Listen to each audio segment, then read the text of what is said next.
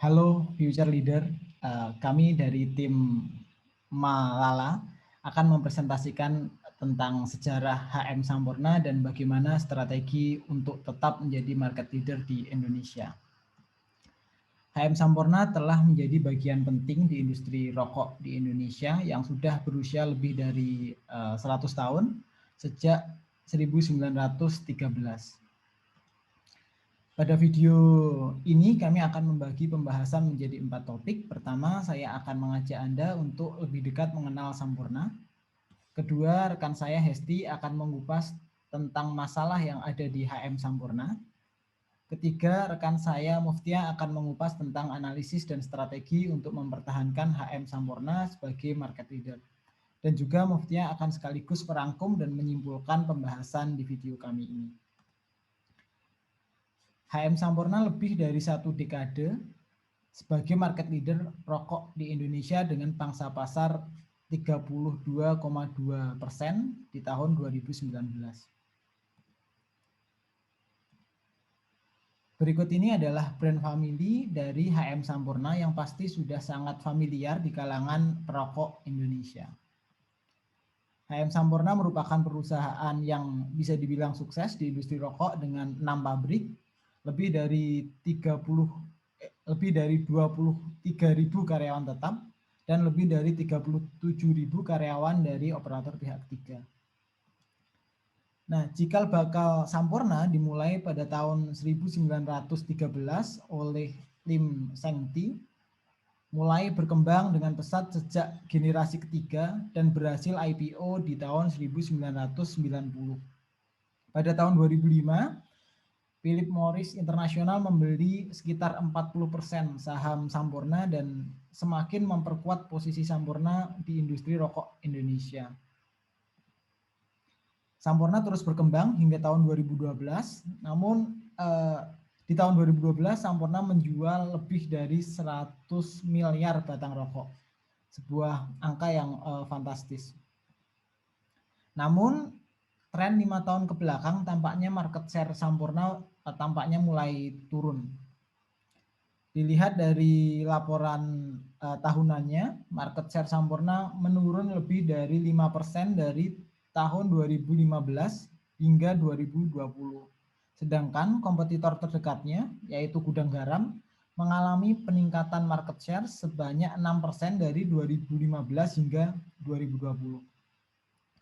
Dari sisi revenue, meskipun setiap tahunnya relatif meningkat, namun kompetitor terdekatnya, yaitu Gudang Garam, mengalami peningkatan revenue secara tajam.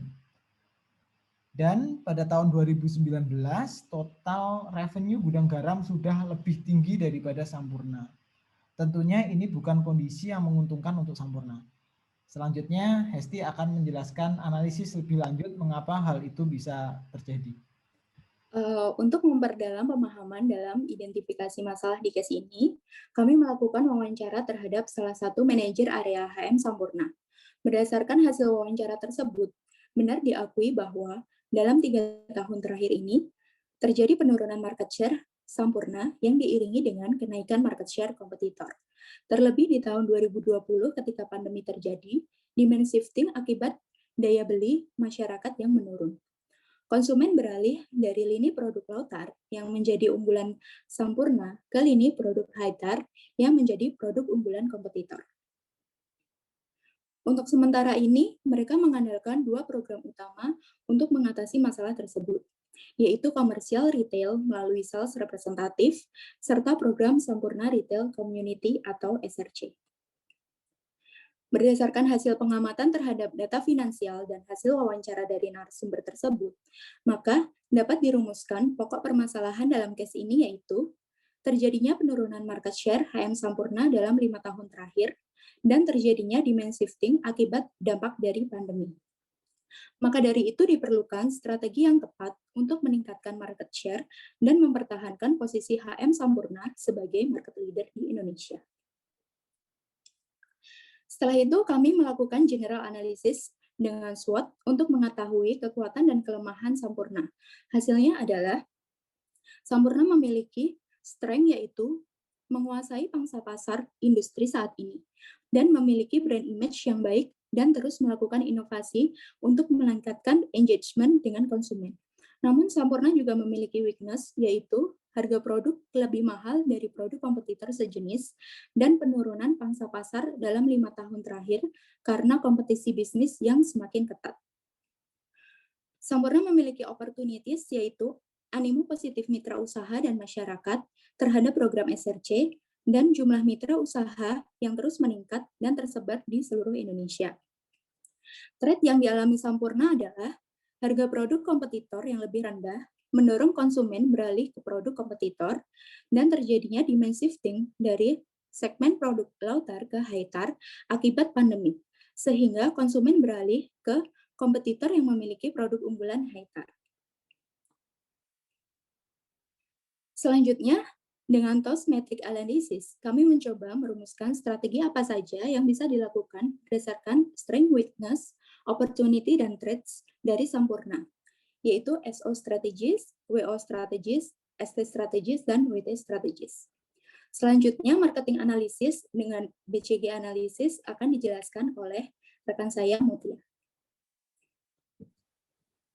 Baik, terima kasih. Untuk selanjutnya adalah BCG Metric Analysis. BCG Metric Analysis ini diinisiasi oleh Boston Consulting Group Matrix. Bisa kita lihat di sini ada 5 matrix. Yang pertama ada market share of largest competitor, market share, relative market share, market growth, dan revenue. Kalau kita lihat di sini, perbedaannya yang paling signifikan yaitu di market growth dan revenue saja. Untuk 3 metrik yang lain kurang lebih sama ya. Nah, bisa kita lihat di sini di market growth, Sampurna mengalami minus yaitu minus 0,8%, dan di revenue-nya dibandingkan dengan gudang garam, Sampurna lebih rendah. Untuk selanjutnya kita akan menggolongkan Sampurna dan gudang garam ini masuk ke kategori yang mana, bisa di next. Nah, ini untuk Sampurna sendiri masuk ke kategori cash cows karena dia mempunyai market share yang tinggi namun market growth-nya rendah. Dan untuk gudang garam sendiri, dia masuk ke kategori star dikarenakan dia market share-nya tinggi dan market growth-nya juga tinggi. Kemudian selanjutnya yaitu integrasi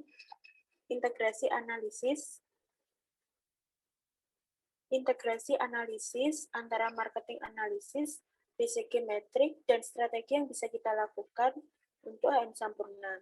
Yang pertama yaitu kita akan melakukan harvest strategi.